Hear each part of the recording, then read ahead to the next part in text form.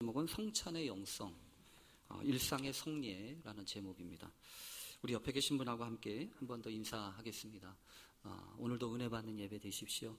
오늘도 은혜 받는 예배 되십시오. 감사합니다. 사랑하고 축복합니다. 네, 사랑하고 축복합니다. 네, 감사합니다. 낯설게 그러지 마시고 다시 한번 진하게 해보겠습니다. 사랑하고 축복합니다. 네, 사랑하고 축복합니다. 네, 감사합니다. 네, 진하게. 네. 성경에는 여러 가지 절기와 예식들에 대한 정보가 많이 있습니다. 이런저런 예식들은 다 저마다 독특한 배경과 또 사건들이 전제되어 있습니다.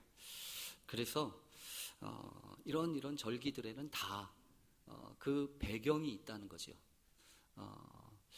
그 예식이라고 하는 것은 일정한 예법과 또 절차에 따라서 행해지는 일련의 식들을 의미합니다. 그래서 생소합니다.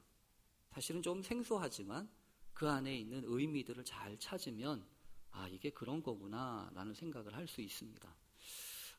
이런 예식이 다 있는데 사실은 그런 예식들을 잘 저희가 설명을 못하고 또 그것에 참여하시는 분들이 다 그런가 보다 하고서 참여하는 것들도 상당히 많이 있습니다. 뭐 예를 들면 예배를 드릴 때도 오자마자 이렇게 앉아가지고 머리를 숙여가지고 있다가 묵상기도 하고 뭐가 얘기하고 그리고 가끔가다 마이크도 꺼지고 그리고 뭐 이런저런 얘기를 하면서 실수도 하고 뭐 그러는 거죠. 그리고 어떤 때는 일어났다가 또 어떤 때는 앉고 또 경배 찬송이 뭔지 송영이 뭔지 이런 것들이 다 예식과 관련되어 있는 건데 오래되신 분들은 뭐 그런가 보다라고 생각하지만 그런 것들을 잘 설명을 안 하면 모를 수도 있는 것 같아요. 그래서 가끔 우리 교회 교우들을 위해서 예배와 관련된 예식에 대한 설명들을 조금 필요하지라고 하는 생각을 합니다. 근데 오늘은 이런 성례와 관련된 부분에서 특별히 성찬과 관련된 얘기를 좀 여러분들과 함께 하려고 합니다. 보통 이 중세 시대 카톨릭만 하더라도 이 성례라고 하는 사크라멘툼이라고 일컬어지는 이 성례전은 보통 한 7개 정도의 성례전이 있었습니다.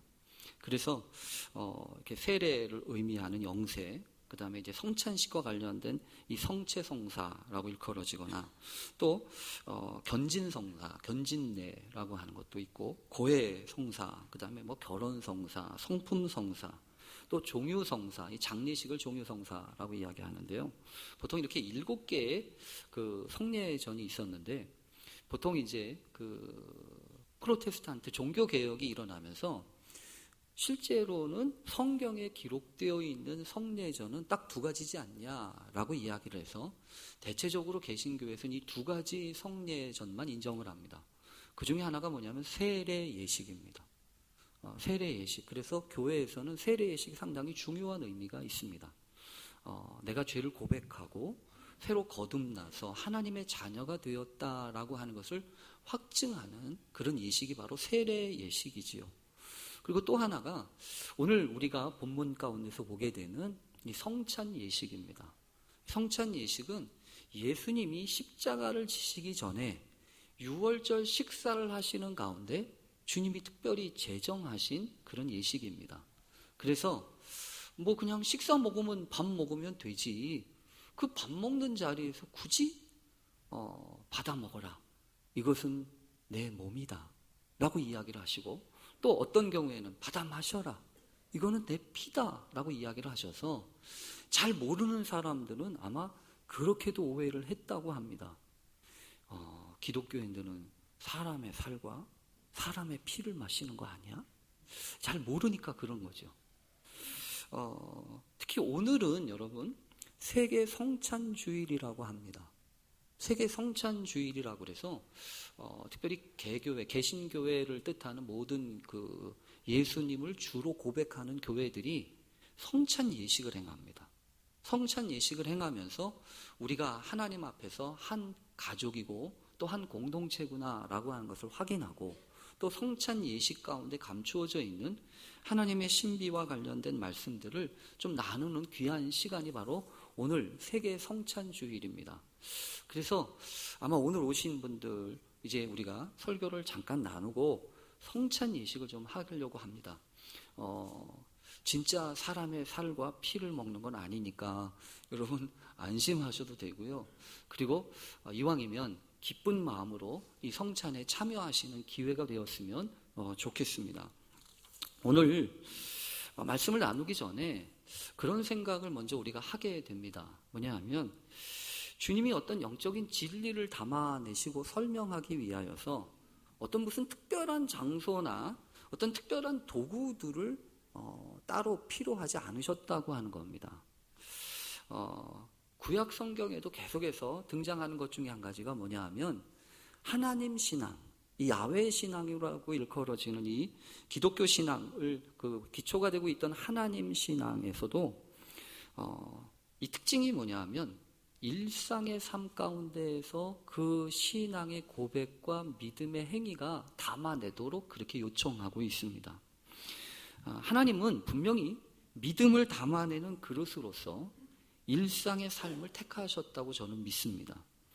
어떤 특별한 장소, 특별한 방식이 있는 게 아니라 그래서 우리가 살아가는 일상의 삶 가운데 내가 살아가고 내가 먹고 내가 마시고 내가 가는 그곳 가운데 하나님이 계시고 하나님의 역사하심이 있다고 믿는 것이 이 기독교 신앙의 좋은 뿌리라고 하는 것이죠. 물론 여러분 특별한 경우도 있습니다. 하나님이 우리에게 어떤 특별한 예식과 또 특별한 사건을 통해서 우리에게 요청하시는 사건들이 일련의 사건들이 있습니다. 예를 들면 이 구약 성경에서는 좀 특별하다 생각되어지는 것은 이스라엘 백성들이 출애굽을 하면서 10가지 재앙 중에 10번째 재앙 중에 그 양을 대신 희생시켜서 그 양을 먹는 유월절의 예식이 있지 않습니까? 근데 그 유월절 예식을 하는데 먹는 것까지는 괜찮은데 양을 피를 잡아가지고 양의 피를 이 좌우 문설주에 이렇게 칠로 바르는 거죠. 그런 게 어떤 의미에서 보면 특별한 의식이었던 것 같아요. 그리고 또 성경에 보면 예수님이 나면서부터 소경으로 태어난 사람을 고치시는데 그냥 이렇게 고치시면 되는데 굳이 예수님은 침을 뱉으셔서 진흙을 이겨가지고 그 진흙을 눈에 바르셔서 실로암 못에 가서 씻고 와라 이렇게 이야기하셨다고요. 그러니까 이런 부분들은 좀 특별한 그런 케이스입니다. 그런데 이런 특별한 케이스, 특별한 결단이 필요로 되어지는 부분도 있지만 대부분의 경우에 있어서는요, 하나님이 우리에게 또 주님이 우리에게 요구하시는 그 모든 일상의 경험들 또 그 안에서 작동하는 삶의 원리들을 소중하게 여겨야 한다는 겁니다. 그래서 신앙생활을 잘하는 방법은 어떤 특별한 일을 잘하는 게 아니고 일상에서 벌어지는 여러 가지 일들 가운데 담겨있는 하나님의 뜻을 잘 감당하면 됩니다. 좀 낯뜨거운 일이 될 수도 있겠지만 지난 주일날 결혼한 부부가 있어요. 오늘 마침 왔네요. 자기 얘기하는 줄 알고 오늘 왔나 봐요. 제가 결혼식을 하면 가끔 그런 이야기를 합니다. 너희들 결혼하면서 무슨 어떤 선언을 좀 해야 되는 거 아니니? 그래서 결혼 예식을 하면서 이제 우리는 앞으로 이렇게 살 거야 라고 하는 그런 다짐을 하면서 집안의 어떤 원칙을 좀 정해보세요 라고 해서 제가 한 10가지 정도를 적어내라고 그럽니다. 그러고서 예식에서는 그거를 이야기해주고 앞으로 이 두 부가 이렇게 산답니다 라고 하는 이야기를 해주면서 이제 독립선언을 해주는 그런 일을 하는 그 주례를 제가 하는데요. 지난주에 우리 결혼한 그 두 부부가 그 적어낸 것 중에 이런 내용이 있었어요. 어떤 내용이 있었냐면 10가지 중에 4번째입니다. 4번째인데 뭐라고 얘기했냐면 분리수거 등 사소한 집안일을 서로에게 미루지 않고 먼저 챙기겠습니다. 이렇게 얘기했어요. 얼마나 좋은지 몰라요. 분리수거, 사소한 일, 집안일을 서로에게 미루지 않고 먼저 챙기겠습니다. 참 기특하더라고요. 어떻게 그런 생각을 결혼하기 전부터 탁 하고서 그렇게 하기로 했는지. 그래서 참 잘했다고 제가 얘기했어요. 근데 제가 한 가지 내가 이건 혼낼 게 하나 있다. 그래서 제가 얘기한 게 있어요. 뭐냐 하면 사소한 집안일이라고 하는 건 없다. 여러분 집안일이 사소합니까? 집에서 빨래하고 집에서 식사 한 끼 하고 그리고 청소하고 이런 게 사소하냐고요. 아니요. 저는 그래서 그때 그랬어요. 아마 그랬더니 장모님이 그걸 제일 좋아하셨대요. 그 얘기를 제일 좋아하셨대요. 제가 그 얘기를 들으면서 흐뭇했어요. 왜냐하면 여러분, 사소한 집안일이라는 건 없습니다. 다 그게 위대한 일이고 놀라운 일이지요. 그리고 여러분, 바로 그 사소한 일들이 모여가지고 오늘의 나를 만들어 오지 않았습니까? 또 앞으로 우리의 인생도 그런 사소한 일들이 모여가지고 행복한 하루하루를 만들어 가지 않겠습니까? 가끔 그런 이야기를 들어요. 걔가 나를 보고 웃었어. 걔가 나를 보고 웃었어. 사실은 사소한 일입니다. 그냥 한번 울어줄 수는 없으니까 이렇게 씩 웃어준 거야. 근데 그게 계기가 돼가지고 사귀게 되는 역사를 이루어서 결혼까지 간 사람들도 있지 않습니까? 그리고 여러분 생각해 보세요. 어렸을 때, 야, 여보, 우리 아이가 뒤집었어. 아이가 뒤집은 거 있잖아요. 그리고 여러분, 아이들 보면, 여보, 우리 아이가 첫 걸음 뛰었어. 사실은요, 그게 뭐 대단한 겁니까? 대단한 거 아니잖아요. 뒤집은 거, 한 걸음 내딛는 거, 그게 무슨 대단한 일이겠어요. 그런데 그 사소한 것들이 이어지고 이어져서 우리의 일상을 이루고 그 일상의 감격이 우리를 행복하게 하지 않습니까? 여러분, 결국 보면 거룩함 또한 마찬가지라고 믿습니다. 거룩함이 어떤 특별한 것이 아니고 그 사소함 속에 담겨있는 하나님의 섭리와 은총을 경험하고 또 감사할 수 있다면 그게 거룩한 거예요. 저희 아이가 고되게 아파가지고 한참 힘들었을 때 집사람한테 잠결에 그랬대요. 엄마, 이렇게 불렀대요. 그때 골수 이식을 하고 애가 새까맣게 돼가지고 겨우 집에다 갖다 놨는데 애가 이상해져가지고 애 고치다가 저 사람 잡겠다. 일주일 넘어 말도 못하고 그러고서 있다가 집에 가면 여보 오늘 무슨 말 했어? 무슨 이야기 했어? 이게 대화의 주제였어요. 근데 새벽 기도 갔다가 왔는데 집사람이 아이를 깨우는 거예요. 성린아 한 번만 더 얘기해봐. 한 번만 더 얘기해봐. 뭐 때문에 그래? 그랬더니 잠결에 엄마 불렀대는 거예요. 저는 그때 알았어요. 행복은 그런 거구나. 그냥 엄마 한 번 불러만 주는 것 가지고도 행복할 수 있는 거구나. 여러분, 믿음도 마찬가지입니다. 믿음도 무슨 뭐 대단하게 어떤 커다란 일을 해서 신앙생활을 하는 게 아닙니다. 오늘 주님이 여러분 이렇게 말씀하지 않으셨잖아요. 나를 믿어라 라고 얘기하지 않으셨잖아요. 그냥 받아 먹어라 라고 얘기하셨잖아요. 받아 마시라고 얘기하셨잖아요.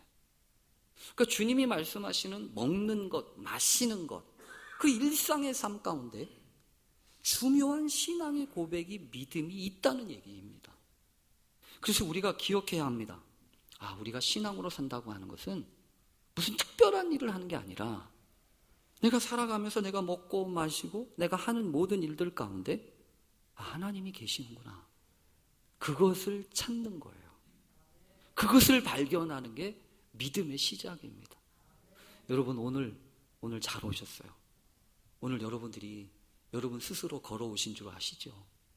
아니에요. 하나님이 여러분을 부르셨다고 저는 믿습니다. 오늘 이 자리에 와서 하나님의 말씀을 듣고 하나님의 음성을 들을 때 또 오늘 특별히 성찬의 예식 가운데 여러분 참여하시게 됩니다.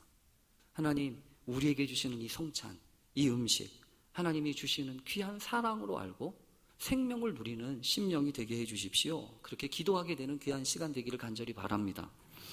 사실 일상에서 가장 많이 하는 일 가운데 하나가 그 먹는 거 아닙니까? 그래서 이 먹는 거 빼면 참 재미가 없을 정도로 상당히 중요한 건데요. 오늘 주님이 그 먹는 이야기를 가지고 상당히 중요한 성찬의 예식을 정하고 계십니다. 그런데 저는 오늘 말씀 묵상하면서 그런 생각이 들었어요. 어떤 특별한 다른 거를 준비하신 게 아니라는 겁니다. 무슨 성찬 예식을 하기 위해서 신선로를 준비하신 게 아니라는 거죠. 무슨 성찬 예식을 하기 위해서 팔보채나 잡채를 한 게 아니란 얘기입니다. 그냥 먹는 김치, 밥, 그거 가지고 하셨다는 얘기예요. 그래서 여러분 가끔 그런 생각이 듭니다. 우리는 무엇을 하려면 필요한 게 많습니다. 그래서 챙길 게 참 많고, 그리고 이런저런 것들을 우리가 필요하다고 생각을 합니다. 실제로 여러분 50년 전만 해도 우리에게 꼭 필요한 생활 필수품이 50여 가지밖에 안 됐답니다. 그런데 50년이 지난 한 세대가 조금 더 지난 지금 우리 시대에 필요한 필수품의 품목은 100개를 넘어선대요. 그러니까 배나 늘은 거 아니에요. 그런데 여러분 필수품의 품목이 100개나 늘어났다고 행복도 100배, 행복도 2배 이상 됐을까요? 아니요. 그렇지 않습니다. 오히려 있죠. 이 성찬의 예식을 하면서 우리가 반드시 기억해야 될 것은 이 성찬의 예식은 우리에게 소유보다 더 값진 가치가 있다고 하는 것을 우리에게 가르쳐 줍니다. 물론 인생에 필요한 것들이 있습니다. 그러나 정말 그것이 있어야 행복하다고 한다고 생각하는 것은 불행한 거 아니에요. 그것 때문에 행복해질 수 있다고 생각하는 것처럼 안타까운 일이 어디 있어요. 진짜 행복이라고 하는 것은 그거 없어도 되는 거, 그게 행복 아니겠어요? 여러분 오늘 주님 말씀하시는 것을 보면 그런 생각이 들어요. 지금 주님이 무슨 다른 거 다 챙겨오라고 하신 게 아니고 그냥 있는 빵 하나 드시고 또 그냥 옆에 있었던 잔 가지시고 이런 일을 하시는 거예요. 그래서 여러분 삶에 우리가 분명히 기억해야 합니다. 우리에게 필요한 모든 것들이 있지만 소유가 그게 전부는 아니다라고 하는 것을 기억해야 합니다. 그리고 이 성찬은 소유를 최고의 가치로 여기었다고 한다면 이렇게 할 수가 없었어요. 왜냐하면 이 성찬의 의미는 무엇입니까? 이거 받아 먹으라는 거예요. 내어 주는 거예요. 이거 받아 마시라는 거라고요. 내어 주는 거라고요. 여러분 오늘 그래서 우리가 분명히 기억해야 합니다. 성경에 보면 이런 얘기가 있죠. 탕자 이야기 있지 않습니까? 탕자 바깥에서 죄를 한참 저지르고 아버지의 재산을 다 탕진한 다음에 돌아와가지고 아버지가 옷 입혀주고 씻기고 반지 끼워주고 그래서 아들로 받지 않습니까? 근데 여러분 만약에 이런 생각해 보세요. 그 둘째 아들이 집에는 들어갔는데 좌불안석이에요. 뭐가 좌불안석이냐면 아이고 내가 이러면 안 되는데 아버지한테 혼나도 싼데 이러면서 무슨 생각을 하냐면 그래 아버지의 은혜를 갚아야지. 그래서 내가 아르바이트를 해가지고 돈을 벌어가지고 아버지가 기뻐하시고 아버지가 좋아하시는 걸 사드려야지. 여러분 그렇게 생각을 하고 그때부터 이제 어디에 꽂혔냐면 돈 버는 데 꽂혔어요. 그래서 아르바이트를 시작해요. 그러는 동안에 무슨 일을 벌이냐면 아버지하고는 점점 같이 하는 시간이 없어요. 아버지하고 밥 먹는 것도 뜸해지고 아버지하고 어디 가서 시간을 보내는 것도 뜸해지고 마침내 여러분 그 목표한 돈을 모아가지고 아버지! 내가 아버지한테 선물 드릴 게 있어요. 그래서 그거를 이렇게 꺼내놨다고 생각해 보세요. 아버지가 물론 좋겠죠. 너 참 기특하다라고 얘기하겠지만 아버지의 마음 가운데 특별히 더 안타까운 게 있지 않았을까요? 여러분 신앙생활도 그런 거 아니겠습니까? 하나님이 우리에게 베풀어 주신 그 값진 은혜, 값진 그 놀라운 선물은 우리가 그 모든 것을 어떤 것을 한다고 해도 갚을 수 없는 거잖아요. 그래서 여러분 오늘도 우리가 우리가 성찬의 예식에 참여하면서 받아 먹어라, 받아 마시라 라고 주시는 그 주님의 사랑을 온전히 받는 것이 더 중요한 거예요. 내가 무엇을 해서가 아니라 나는 아무런 자격도 없지만, 나는 아무런 능력도 없지만 하나님이 내게 베풀어 주신 그 사랑과 은혜 때문에 내가 믿음으로 은혜로 감사하며 받습니다. 그것이 더 큰 은혜라고요. 사람의 행복은요, 뭘 가져서가 아니라 사랑하는 사람을 위해서 내가 가지고 있는 것을, 내가 가지고 있는 가장 좋은 것을 내어주는 것이 행복하다라고 여기는 것이 성찬의 영성이에요. 그리고 여러분, 지금 그거 다 알지 않아도 됩니다. 지금은요, 몰라도 돼요. 지금은 빵이 뭔지 잔이 뭔지 여러분 그거 다 알고서 먹어 그래야 의미 있는 거라고 생각하시나요? 아니요. 여러분 성경에 보면 주님이 이런 거 모른다고 야단치지 않으세요. 오히려 있죠. 요한복음 13장에 보면 그 비슷한 어중간한 그 시점에 발을 닦아주셨던 사건이 있는데, 발을 닦아주시는데도 제자들은 주님이 왜 발 닦아주는지 몰랐어요. 그래서 베드로는요, 안 됩니다 주님, 내 발을 왜 닦아주십니까? 내가 당신을 닦아드려야지 라고 이야기하셨을 때 주님이 호되게 야단치시잖아요. 내가 너 닦아주지 않으면 너하고 나하고 아무 상관이 없어. 그러면서 뭐라고 얘기하시냐면, 내가 하는 것을 지금은 알지 못하나 이후에는 알 거야, 이런 얘기 하시잖아요. 여러분 지금 다 알지 못해도 괜찮아요. 왜 그런 거죠? 이 성경이 우리에게 구체적으로 이야기하시는 게 있습니다. 이거 하나만 기억하시면 돼요. 받아 먹어라. 그런데 이 빵은 내 몸이다. 받아 마셔라. 근데 이 포도주는 내 피다. 여러분 이게 무슨 얘기지요? 너는 나의 몸을 내어 주어도, 나의 피를 주어도 아깝지 않다는 거예요. 너는 나하고 관계가 있다는 거예요. 나의 모든 것을 희생하고 내어준다고 할지라도 나는 너를 결코 포기하지 않을 거야. 네가 무슨 죄 가운데 있다고 할지라도 나는 반드시 너를 건져 구원해 낼 거야 라고 약속하시는 주님의 사랑 깊은 언약 아니에요? 그래서 우리가 포도주와 이 전병을 먹으면서 다른 거 먹는 게 아니에요. 이 주님의 약속을 먹는 것이고 이 주님의 은혜를 먹는 거예요. 그래서 여러분 오늘 성경을 보면서 그런 마음은 내려놓으십시오. 대개 제가 우리 교회를 비롯한 개신교회에서 성찬 예식을 하면 늘 마음에 무거워요. 그다지 박지 않아요. 막 진지해요.